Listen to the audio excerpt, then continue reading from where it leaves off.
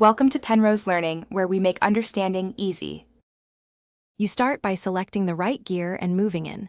Mount a macro or a 50mm plus lens and set aperture between f/5, 6 and f/11 to balance sharpness and background.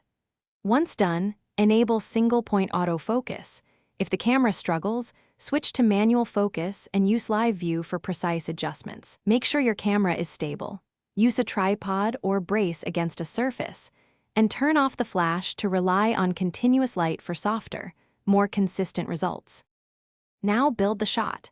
Compose tightly using the rule of thirds and move until you reach the lens's minimum focus distance for the desired magnification. Once you have composition, fine-tune focus in live view at 100% magnification.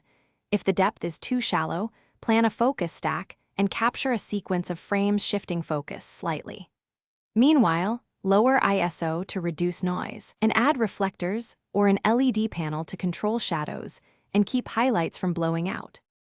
Finish by taking controlled exposures.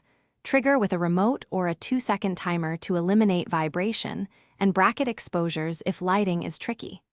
After shooting, inspect images at 100% to confirm critical focus. If the focal plane missed, either stop down a bit or perform a focus stack and merge in post.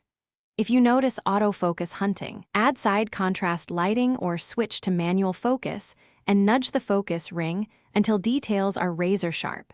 This single fix solves most close-up focus problems. Thanks for watching. If this was helpful, leave a like and consider subscribing. See you next time.